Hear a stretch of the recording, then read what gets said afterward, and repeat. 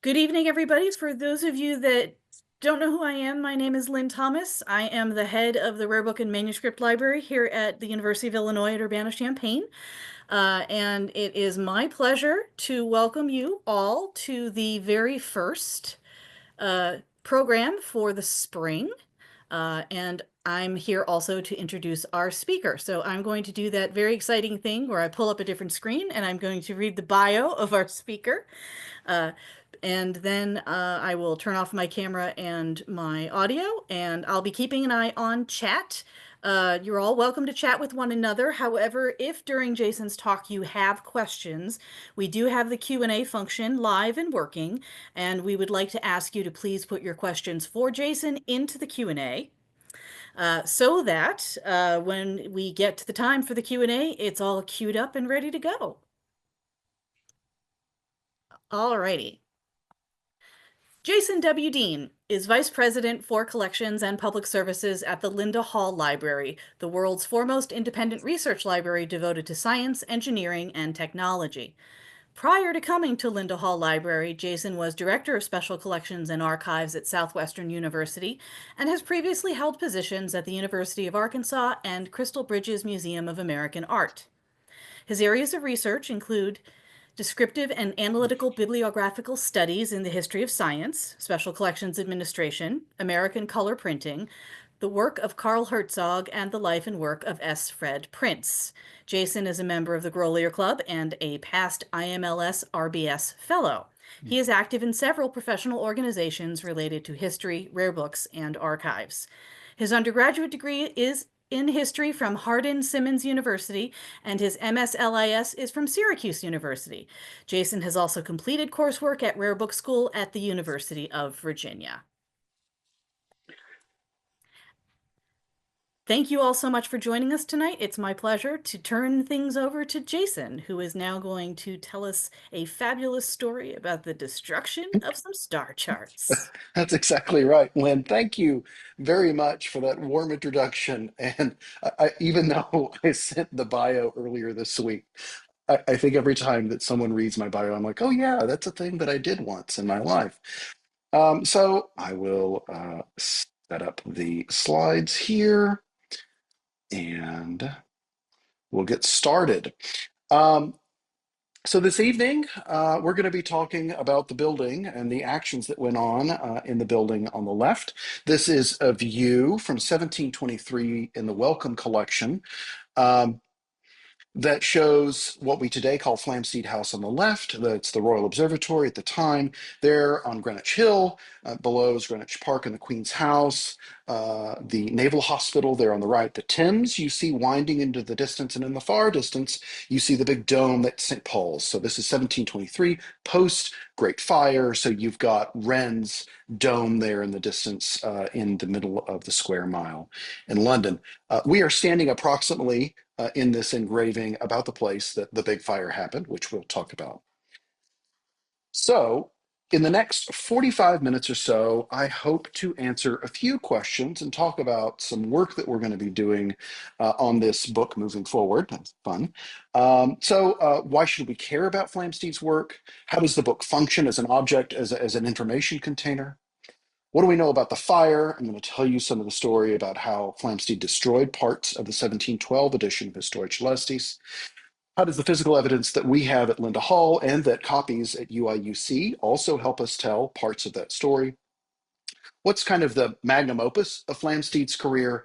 And then what are some next steps? And we'll have plenty of time for questions at the end. Don't forget to use your Q&A button at the, I think probably the bottom of your screen.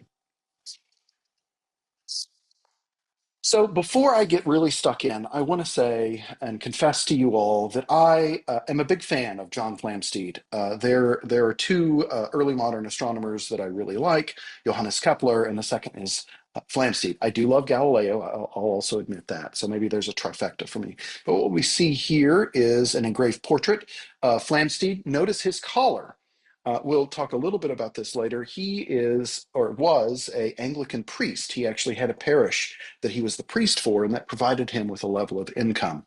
So Flamsteed was born in 1646, died in 1719, and served as the first Astronomer Royal from 1675 until his death in the observatory building we just saw in 1719. And I hope that as I walk through this presentation, you'll gain some appreciation for Flamsteed and his career, and maybe gain a little bit of the admiration that I have for him as well. I should also mention that I gave an earlier version of this talk in 2022 with Adrian Johns at the Linda Hall Library, and this story is much more fulsomely told, I think, from my own work at least. I've learned a lot more about this book. Adrian knows an awful lot about this book, but I've learned a lot more about this book since that presentation for a couple of reasons. First, there is a woman working in the United Kingdom, Emma Louise Hill, who is engaged in pretty significant bibliographical research on the 1712 and 1725 editions. More on that later. But also, we are beneficiaries of studying two of the most famous scientists, if you will, in London in the late 17th and early 18th centuries, Flamsteed and Isaac Newton. The advantage of this is that they have among the best well-documented lives, manuscripts, new letters, contemporary accounts. And so we can draw on all these primary sources and the secondary sources contained in libraries to help flesh out the story. And I've been able to consult a lot more of those sources in preparing for this presentation this evening. So with that said, and my undying love for the Reverend John Flamsteed confessed, let's open the book virtually, if you will. What we're looking at here on the right-hand side of the image is the title page of the Linda Hall copy, and on the left is an engraved frontispiece. So I'll take a moment to, while you look at this, to talk about a couple of things. First, to answer the question, why in the 21st century should we be concerned with the work of John Flamsteed and what is a really dense, really big star catalog, both in the 1712 and in the later 1725 editions? To my mind, there are four reasons that he is important to us. First, his work of nearly 4.5 decades provided the highly accurate observational data needed to address the longitude problem. The longitude problem being the necessity to find the longitude of ships at sea, which I probably don't need to belabor the point is of prime importance to a major maritime nation like England, for example, with far-flung colonial possessions. Prior star catalogs, including those of Ptolemy, Ulugh Beg, and Tycho Brahe, existed, and they were good, but they lacked sufficient accuracy to support the determination of longitude at sea. So my second argument about why Flamsteed's important is that he also utilized what were then highly accurate instruments to generate raw observations. He observed objects multiple times, and then he himself and also a team of assistants slash calculators, human actual calculators doing the mathematics, would compare those observations, distill them, correct them, and then present the corrected data, making sure that you had highly accurate data to work from. Third, he began the Royal Observatory's practice of systematic and long-term programs of observation, which they continued well into the 20th century. And then finally, my fourth point about why Flamsteed's important is that he produced a solid foundation of observational evidence upon which the science of astronomy could stand. Alan Chapman, a fellow of the Royal Society, who published an edited volume of translation of some of the text in Historia Coelestis, he said it, he condensed it really well. He said, commencing in 1676, Flamsteed began the task of revising the whole of positional astronomy. So there's a little bit about why I think Flamsteed's important to us today, but what about the specific 1712 edition of the book? Well, first, it is physical evidence for the struggles that Flamsteed faced as the first Astronomer Royal, which we'll get into in just a moment. Second, it also gives insight into the clash of two of the most famous scientists of the late 17th, early 18th centuries in London, while illuminating the concepts of ownership, authorial control, and power in the academy in the same time period. And then this is a soft spot for me. It's a fascinating study in descriptive and analytical bibliography as well as book history. So I'm going to turn my attention back to what you've been looking at while I've shared a little bit of information with you, which is the title page in the engraved frontispiece on the left. In many books of the time period, you'd expect to see an engraved frontis portrait of the author. So you'd expect that to be John Flamsteed. That's not Flamsteed. That's Prince George, who was Queen Anne, the monarch at the time of publication. It was her husband, her consort. Prince George paid for the production of the book, as a matter of fact. And so Newton and Edmond Halley decided that his engraved portrait would be the correct thing to put at the front of the book. It also begins to tell us that there's something a little funky going on with this particular edition. Why would you not have Flamsteed's frontis portrait there? There is an engraved dedicatory plate to Prince George later on in the book, so he gets his due credit. So why is George's portrait here instead of Flamsteed's? We'll get into that. So let's go virtually, if you will, a little further into the book. It's divided into two books and separate parts within those books. So what we're looking at here is the beginning of part 2 of the second book, and here in Latin describes for us all what figures and what objects in the night sky essentially are being described in this book. There's headings down there, and we'll get into those in just a second. So over the course of 575 pages, positions are given for approximately 3,000 stars, in addition to the sun, Earth's moon, and other planetary satellites, as well as comets. His work of 29 years at this point, the final observations put in the book are from approximately 1709, of observing grew out of the command of Charles II, who was the monarch when he was appointed, to forthwith to apply himself to the rectifying of the tables of the motions of the heavens and the places of the fixed stars, so as to find out the so much desired longitude of places for the perfecting of the art of navigation. More specifically, and maybe let's condense that down a little bit, his commission came from Charles II's desire to provide accurate tables of the positions of the fixed stars and lunar motions as a method for determining longitude at sea.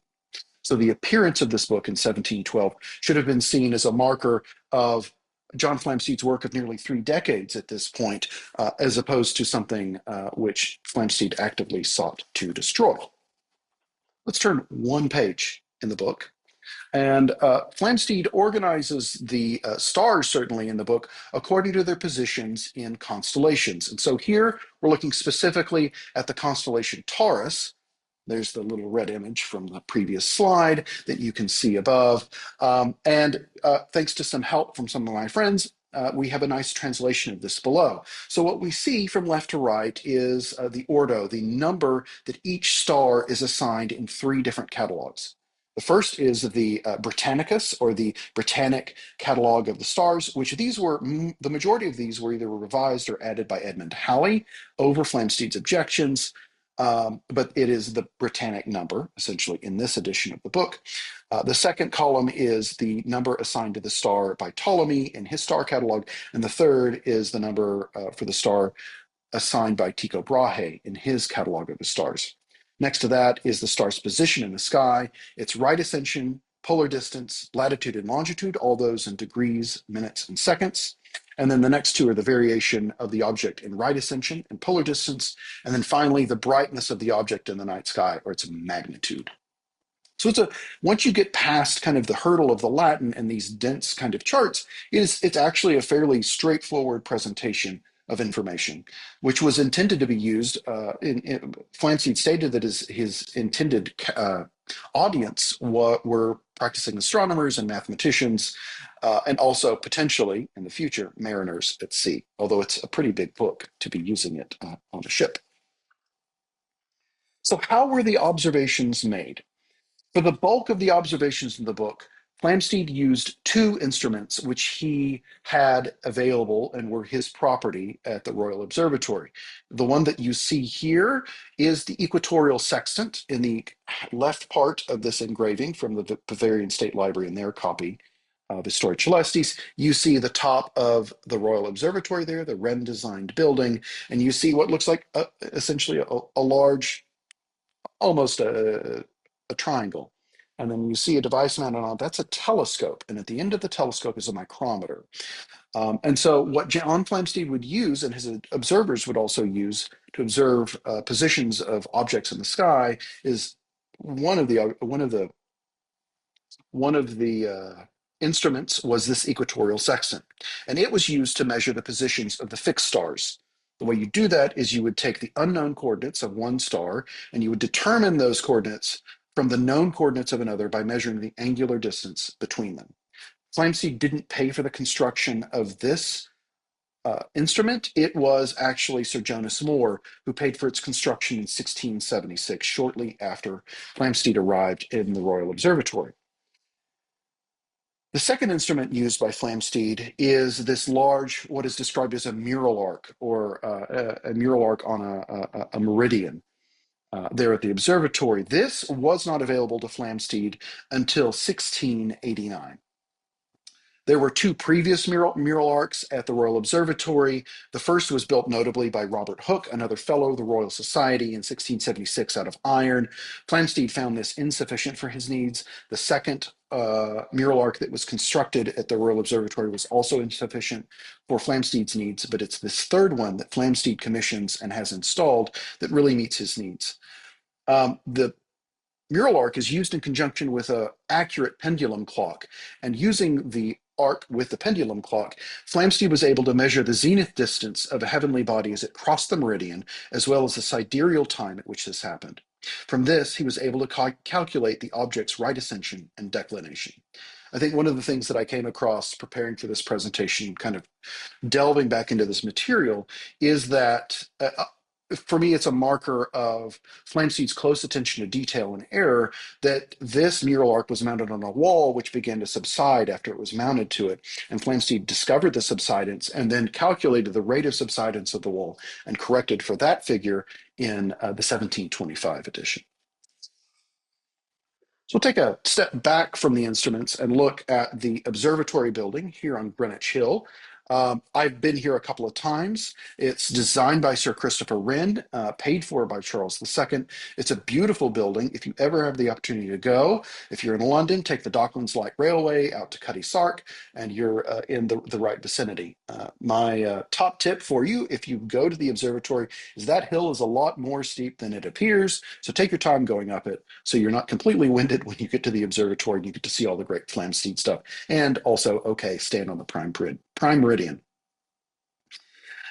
So one of the things that I'm kind of teasing here is that Flamsteed was a very meticulous astronomer, mathematician, and kind of a marshaller of instruments. He and his assistants made multiple observations of the objects to be included in his catalog, and in turn, those observations were then condensed and corrected with his calculators, humans doing mathematics, a time-consuming process that enabled the accuracy that Flamsteed desired. When he was appointed in 1675, Flamsteed was given a salary of £100 a year and was presented with the use of this building that we see here, the observatory. The observatory was empty. It fell to Flamsteed to furnish it, to equip himself with the books that he needed, and most importantly, by and large, commission the instruments that were available to him. He had some patrons who assisted him in the creation of those instruments and in paying for them, but by and large, most of the outfitting of the observatory was done out of Flamsteed's own pocket. By 1710, Flamsteed in a letter stated that he'd spent approximately £2,000 sterling of his own money to equip the observatory. So even with the £100 of income and his income, from the crown as an Astronomer Royal, he still had to pay out of his own pocket, dipping into sources of income that he had outside of his work as the Astronomer Royal. So he spent a fair amount of money, and he had begun his position in 1675, intending to publish a star catalog. When he began to have the results that he wanted, he began thinking about publication. It occurred to him that he may not financially be able to undertake the publication of the work. And he also felt like he wasn't quite ready to publish. Again, he's doing these calculations, doing multiple observations. So it's not quite ready yet, but he's beginning to think about this thing, certainly by the early 18th century. There's also evidence that bears this out in the fair manuscript copies of his observations and star positions done and arranged at the observatory. And so we have a lot of evidence demonstrating that Flamsteed didn't just want to keep observing and have no product. He sought to publish his results at some time. And it's this kind of need to publish his results, but not having the financial resources to do so, that we enter the second major character in this narrative, the man on the right, Sir Isaac Newton. These are both portraits from the Royal Society. Flamsteed on the left, you can identify him by his collar, and okay, his name's on top. And then Isaac Newton on the right there, they both have fantastic hair, little envious of their hairstyles. So their relationship begins amicably enough. Newton kind of had a bit of a reputation as overbearing and could lord over people a bit. See his conflict with Robert Hooke, for example. That did not end particularly well for Robert Hooke. But their relationship, certainly in the publication of Historia Coelestis in the beginning, begins reasonably amicably. This is a draft copy of the Articles of Agreement signed between Sir Isaac Newton and the Reverend John Flamsteed, Astronomer Royal, as well as the referees, which I'll unpack in the next slide. And there are 4 copies of the Articles of Agreement that are fair copies, essentially, of the articles that Flamsteed and Newton signed in 1705. They agree on 6 points.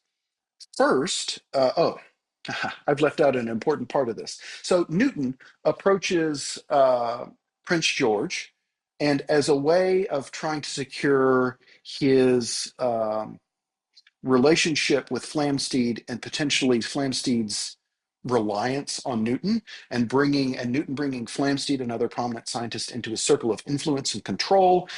Newton sees an opportunity here and so approaches Prince George. Prince George had heard that Flamsteed was contemplating printing part of his star catalog and that Flamsteed was a bit cash strapped and so might need assistance to do that. And Newton capitalizes on this opportunity and decides to approach Prince George directly, and Queen Anne. Prince George agrees to fund the publication of the work, resulting then in these Articles of Agreement, which have 6 points that they all agree on. All of the copies of the Articles of Agreement agree on these 6 points. First, that no more than 400 copies would be printed. Second, that Flamsteed himself was to supply observations for the catalog promptly, and Flamsteed, as well as his staff, was entirely responsible for the correction of those printed proofs.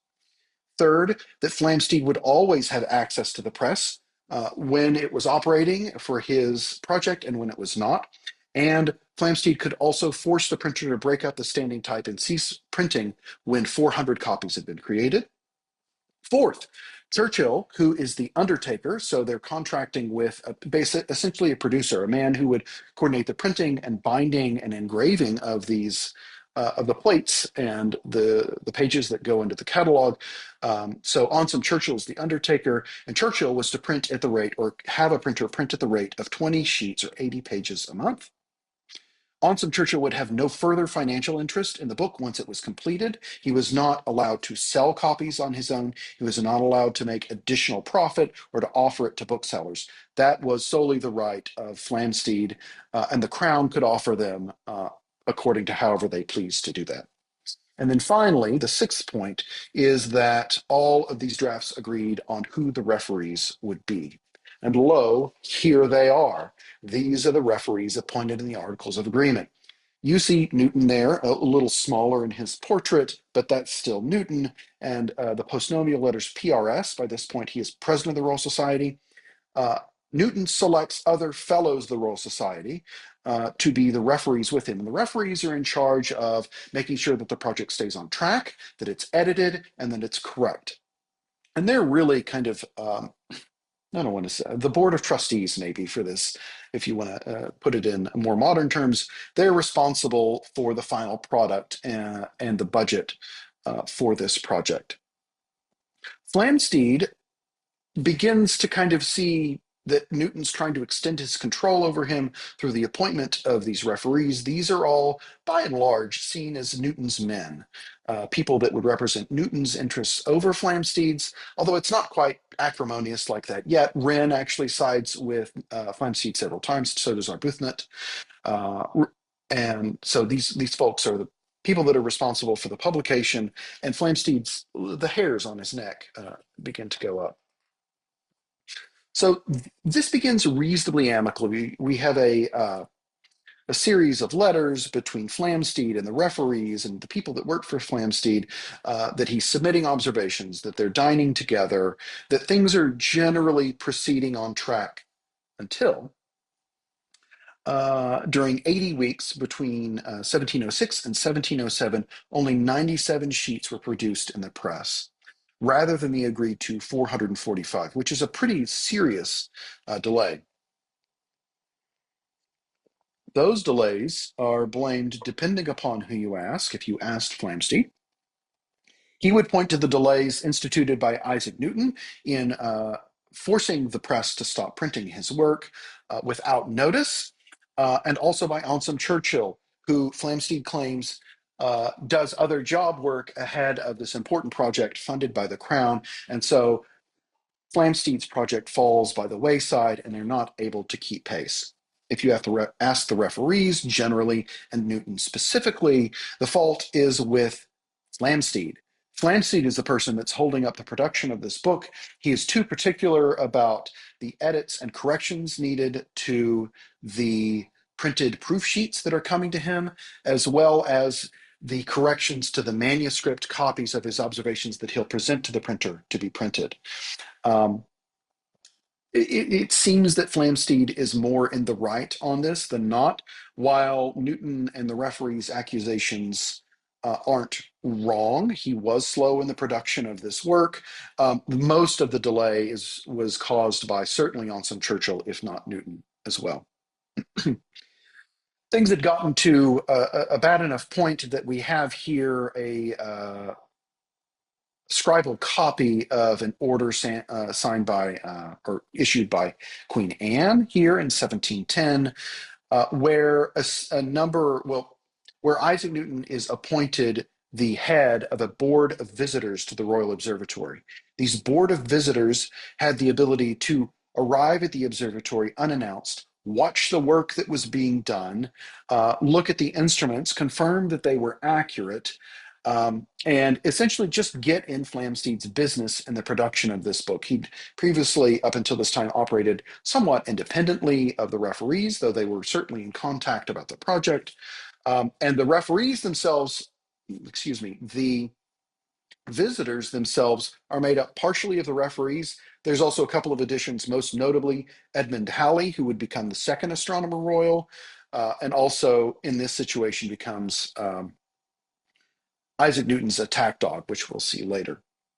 So using his powers both as a referee and as the head of the Board of Visitors, Newton compels Flamsteed to deposit, and Flamsteed insists that he's depositing these under seal in a sealed package, preliminary manuscript observations that Flamsteed felt like lacked the level of confirmation and correction that he normally required from his work.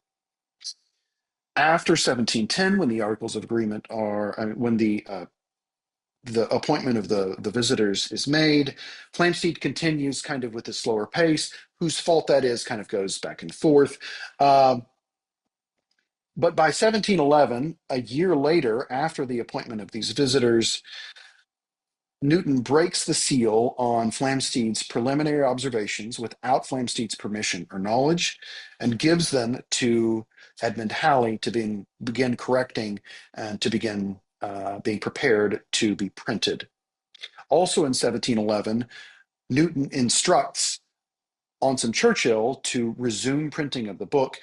Queen Anne actually issues an order for the book to be printed with all haste, and neither of these things are told to Flamsteed. He finds out about both of them after the fact and loses his mind. He is incredibly angry about what he sees an immense breach of trust and an instance on some level of intellectual theft.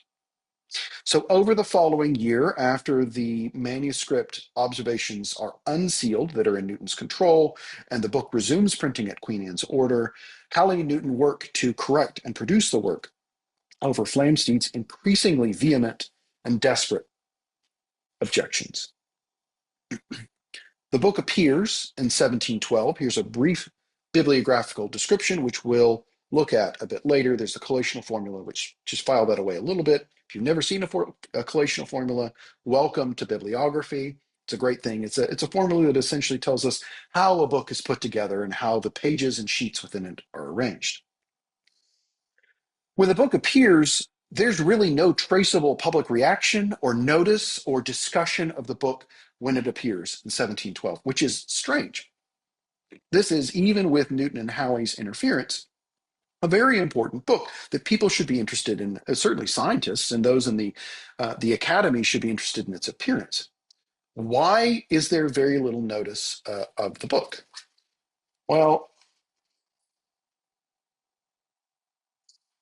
the first thing uh, that I want to say before we answer that question is that Flamsteed sees the printed copy of the book, and it begins with an unsigned preface by Edmond Halley.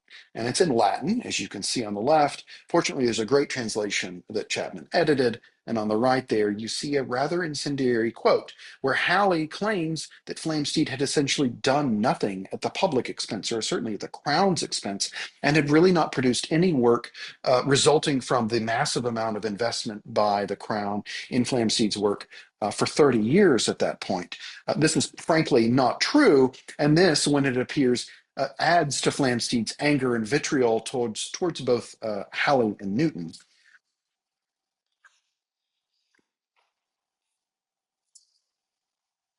Here's the collational formula again. So we're going to do the two reasons.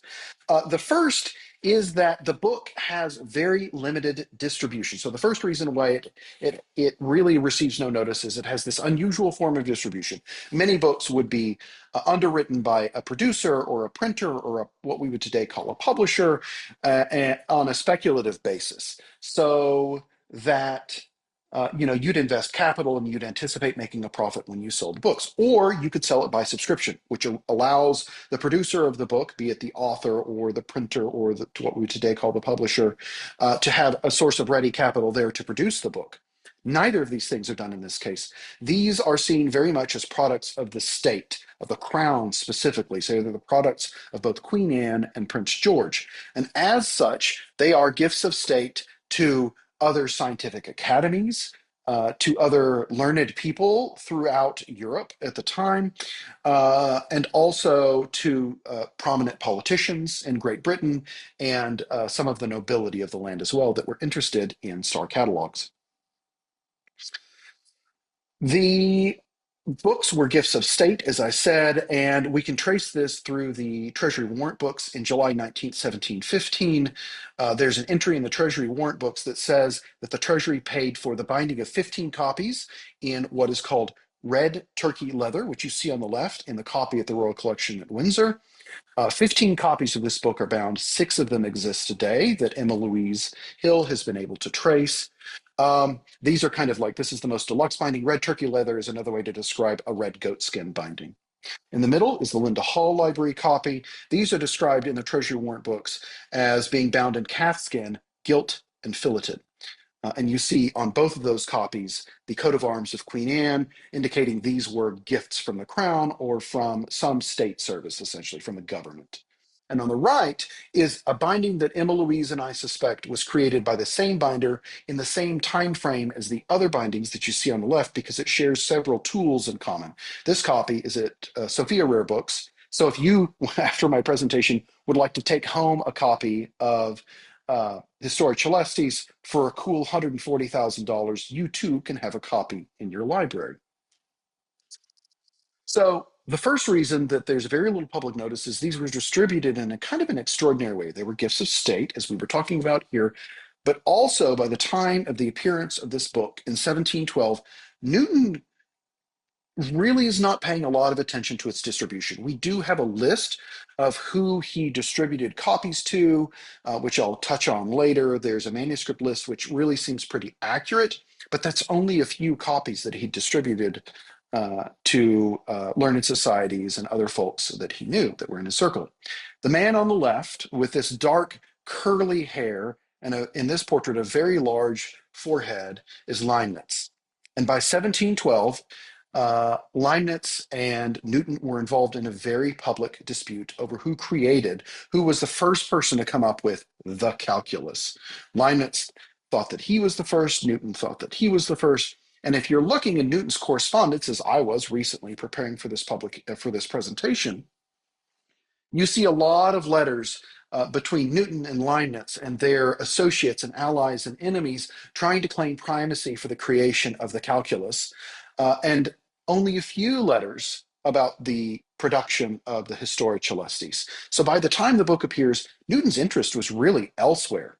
And then the other thing that kind of affects the distribution of the book is that in 1714, Newton loses his number one supporter at court, the person in charge of the court, the Queen herself. Queen Anne dies in 1714. You see a broadside there from the British Museum. So we've tracked 30 copies paid for by the Treasury as gifts of state. What happens to the rest? Well, we need to kind of unpack that a little bit. So the Articles of Agreement, as I'm sure you'll recall, said that there would be no more than 400 copies printed. That's confirmed in this cost estimate in Newton's papers that he presents to Anne and George, and he says, and the expenses of printing 400 copies according to the estimate of which is follows. So this really confirms for us that the print run for the 1712 Historia Coelestis was 400 copies. We're certain of this. So we're going to begin, and we'll return to this little simple arithmetic several times. We begin with an addition of 400 copies. So we're trying to figure out how many survive, what happened to the rest, and in the middle of that, we're going to have a little fire, friends. After the death of Queen Anne in 1714, of course, there's another monarch, and it just so happens to be the man on the left, George I, who becomes King of England. And with the death of Queen Anne and the rise and coronation of George I, one of Flamsteed's great sponsors and supporters, the Duke of Bolton, is appointed Lord Chamberlain, which means he has the king's ear, in as much as one can have the king's ear. He apparently did not speak very good English when he became king. That was one of the criticisms of George I. But the Duke of Bolton, on Flamsteed's behalf, approaches George I and says, this book, the Historia Coelestis, excuse me, that your predecessor as monarch paid for, has a lot of problems in it. John Flamsteed, your Astronomer Royal, believes that there's a lot of errors in it, that he wasn't able to correct everything that he wanted to do, and it was published over his objections. Maybe we should give him those copies. And that's exactly what George I does. In 1716, George's order is entered in the Treasury warrants saying that they will give 300 copies as a present from His Majesty George I to John Flamsteed. And here comes the fun part, if you haven't had fun already. What does Flamsteed do with those 300 copies? Part of the book, there's a part of the book that Flamsteed did not object to, that he felt like he'd had sufficient time to review and correct and was accurate. And so he wanted to keep that book. He still wanted to produce his magnum opus for everybody to use, his star catalog. But there were significant parts of the book that he objected strenuously to. And he learns in March 29th, 1716, as he states in a letter to Abraham Sharp, one of his assistants, that God has in some measure granted me what I desire. I love that as a line. Got His Majesty's order to have 300 copies of them, the Historia Coelestis, delivered to me, which I intend to sacrifice to truth. So between March and late April, Flamsteed removes the parts of the catalog that he intends to keep, that he feels like are correct, and sets aside the rest of the book, the 300 copies of the book, which were not bound yet, sets them aside and commits them to the fire. I committed them to the fire about a fortnight agone. If Sir Isaac Newton would be sensible of it, I have done both him and Dr. Halley a very great kindness. As an aside, how much paper was in that fire? I think this is one of the fun things. It's not the core of what we do in bibliography, but it's certainly one of the fun things that we can tease out based on the material evidence. So how big was that fire? So we know that there were 300 copies of the book that he burned. There were 45 sheets from each. I'll show a slide about that in a moment, that he burned, and that's 13,500 sheets that he burned, maybe about here on Greenwich Hill, right next to the observatory. It's certainly on Greenwich Hill. We're not sure exactly where. So let's return to our arithmetic problem here. We had 400 copies printed. That means 300 copies of them were partially burned by Flamsteed on Greenwich Hill, as we just talked about. 100 complete copies of the 1712 edition remain then for circulation. you'll see that I'm kind of teasing the rest of it down here. John Flamsteed dies, and his executrix is Margaret Flamsteed, and it falls on her and several of his assistants to see Flamsteed's work through to completion, which it results in the 1725 edition of Historia Coelestis. Margaret Flamsteed, in an effort to make sure that none of these corrupted catalogs are in the public, approaches the monarch and says, or the treasury in this case, and says, I'm preparing a new edition of this, a corrected edition of this for publication. What I'd like to propose is that you send me those objectionable copies, the corrupted copies that are now being held in the Treasury. There are 39 of those. And the Treasury says, okay, we'll do that, Margaret, Mrs. Flamsteed, if you'll send us 39 copies of the corrected catalog so that it's a fair swap, essentially. And so the importance of this is that it tells us that 39 copies existed in the Treasury and were probably destroyed by Margaret Flamsteed or altered. So that gives us with the result that only 61 copies of the 1712 edition of Historia Coelestis circulated. Of those 61 copies, 50 copies survive. Full credit to Emma Louise Hell for tracking these copies down. There's a lot more work to be done, which I'll talk about in a minute. So 50 copies survive, resulting in an extraordinarily high 82% survival rate. We've got a lot of questions about that. That is much higher than many books of the time period, and maybe an indicator of some things that we hope to develop later. Where are those copies today? So two of them are two of the institutions represented in this presentation this evening.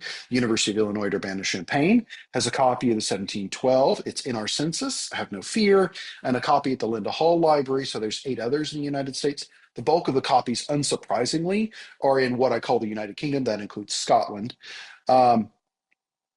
This, outside of the United States numbers and Switzerland and Belgium, mirrors Isaac Newton's planned distribution for the copies. Maybe not as many, but certainly it's the same contour as what he intended to distribute. Most of them on the British Isles and then on the continent itself. I should say that the copy we saw earlier at Sophia Rare Books is the one that's in Denmark. I said I'd briefly talk about how we calculated the number of sheets that were burned in the fire. Here we go. It's separated again into those books and then parts. And you can see the fires there, the percentage that was kept and the percentage that was destroyed. So the parts that he kept appeared in the 1725 edition, which you see a brief description of here in 3 volumes. Importantly, he adds a lot of information and words, essentially, to that 1725 edition. And specifically, he reuses, here's your collational formulas from the 1712, this specific group of signatures, A to 4Z2, 5A2, 5A to 5E2, and then places those in the first volume of the 1725 edition in A to 5G2. When you look at a copy of the 1712 edition, as I understand the students at UIUC got a chance to see today, you will see a stark difference between the paper stock in the 1725 edition, which we see on the left here in the Linda Hall Library copy, and then the paper stock that was kept from the 1712 edition and incorporated on the right there. I am speculating, maybe because the 1712 edition had Crown sponsorship, they were able to afford better quality paper, but it also could be a result of the strictures and requirements around the production of paper when the paper was made. So here's the 2 editions, kind of as you'd look at them on these are both Linda Hall Library copies. As you look at them on the shelf, there's 1712, 61 copies, as we kind of talked about, potentially circulated on whatever way that they circulated. 50 of them remain. Emma Louise has been able to track approximately 340 copies that being created in 1725, and she actually has tracked 80 copies, approximately 80 copies of that remaining. So the survival rate for the suppressed book 1712 is higher than the survival rate for the essentially authorized, if you want to call it that, edition of 1725. So the 3 volume set on the right-hand side is how Flamsteed's work finally appears. But really his intention was not just to have those 3 volumes of star charts, as well as a description of the history of astronomy in those 3 volumes, and a reprinting and kind of description of the catalogues of the fixed stars by Ptolemy, Ulugh Beg, Tycho Brahe, and Wilhelm the Fourth, who was the Landgrave of Hesse-Kassel, and Johannes Hevelius, which wouldn't have been possible in the 1712. So he includes those things. That's why it's 3 volumes in 1725. But his intention always was to include those things, his own star catalog, as well as an atlas. He felt like this brought maximum utility for people that might use this data set, in essence. And he was not wrong, because the atlas that the Herschels used to correct and improve Flamsteed's work a little over 100 years later was Flamsteed's Atlas Coelestis. And these together were the most accurate star catalog and star map for about 100 years or so. They're incredibly accurate. And it's a little mind-blowing to me that in the late 17th and early 18th century, using what we would today see as not super great instruments, they were certainly great for their time, not super great instruments, that Flamsteed could generate results of such a high quality.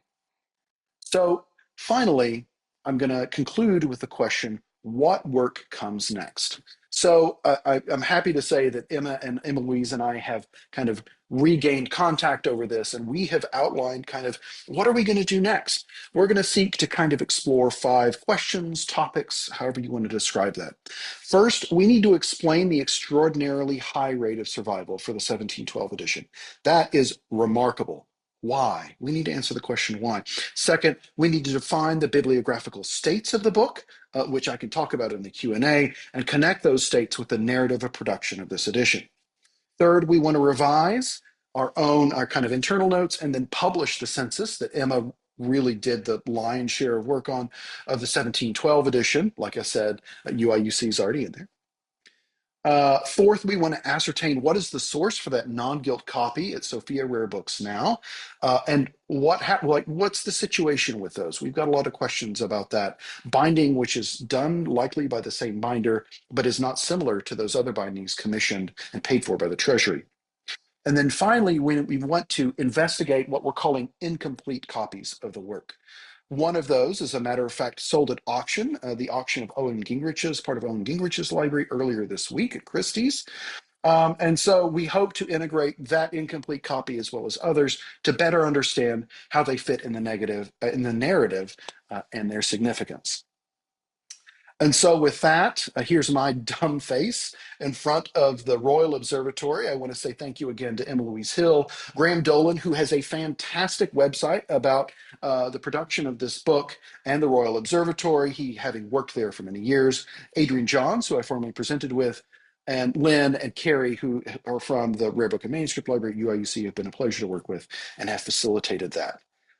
So with that, I'm almost bang on time.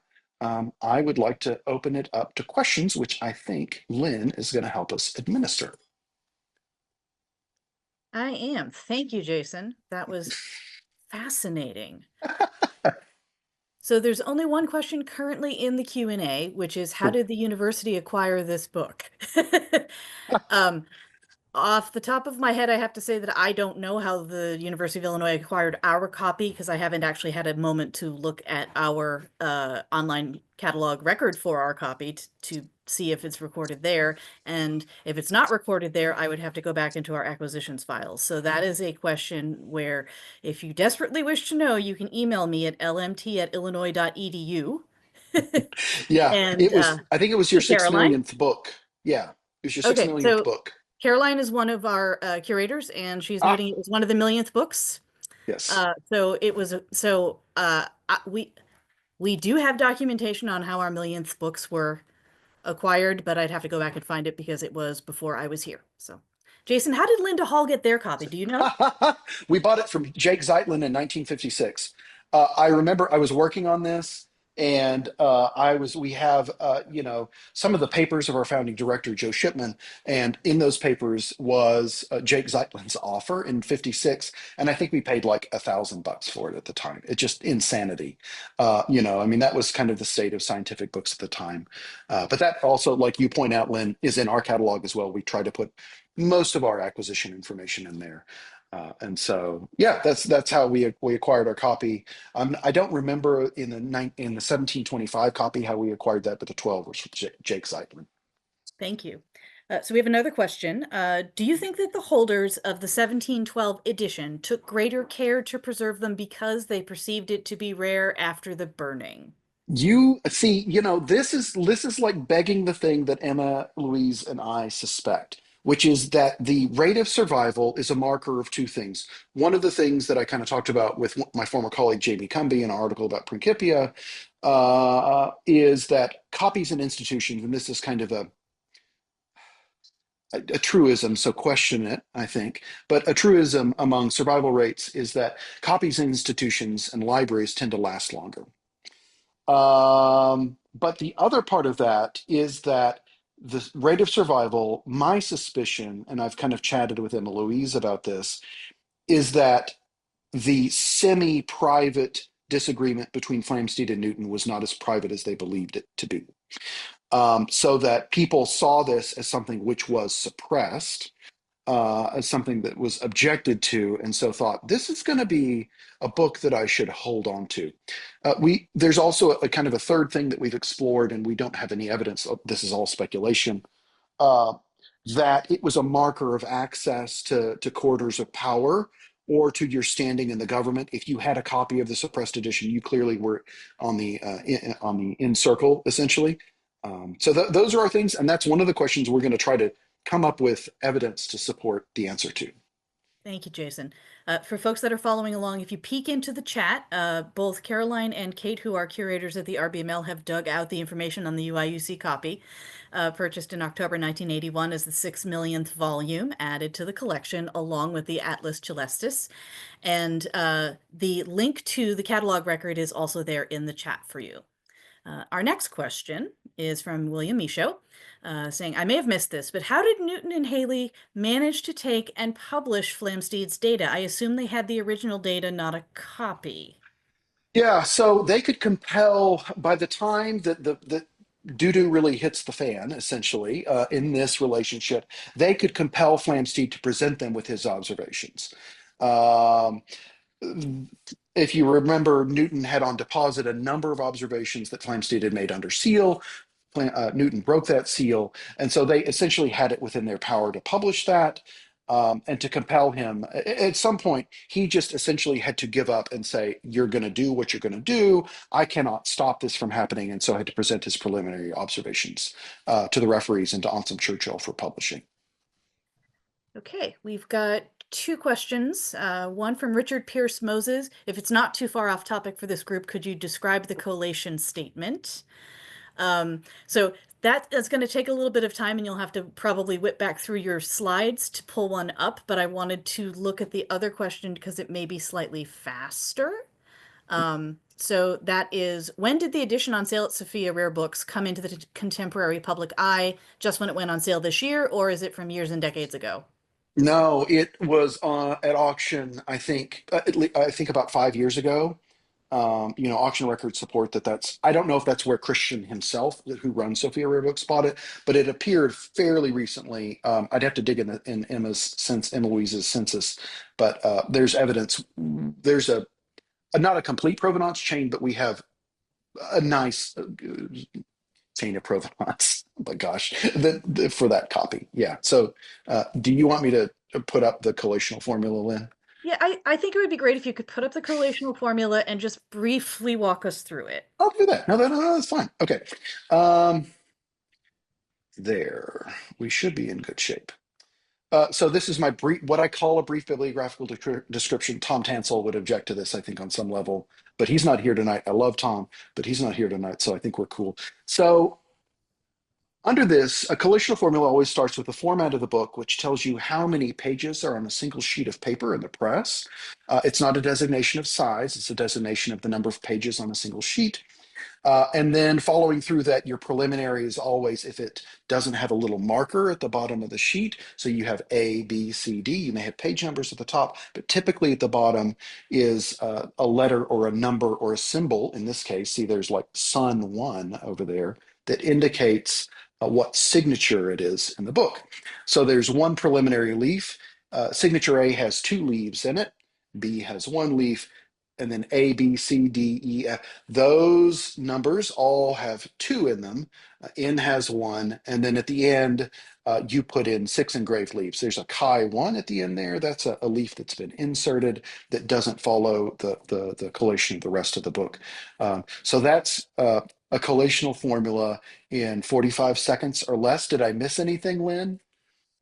Uh, I don't think so, although I will say that may be the first time I've ever seen the sun as a signature mark. So that's fascinating to me. I paused to tell you how long it took me to find the right UTF character to put that in the catalog, but I found it, Lynn. I found it. That is impressive. Okay, we are coming up close to time. Are there any more questions from folks in attendance that they would like to ask Jason before we wrap up?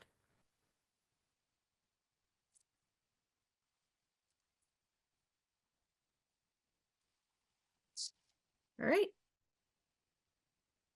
One last chance for the slower typists.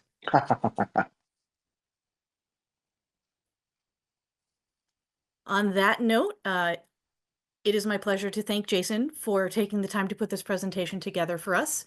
Yeah, you can find him at the Linda Hall Library. You can also find him on social media. It is always a pleasure, Jason, to have you to hang out with and nerd out about books. So thank you so much for taking the time Lynn, to do it's this. it's it's been a pleasure, and I'm just thankful that there's so many people that are just as interested in suppressed star catalogs as I am. So there's lots of thanks and love and applause going for you here in the chat, Jason. Thank you again, and thank you everybody for joining us tonight. We'll see you at the next event.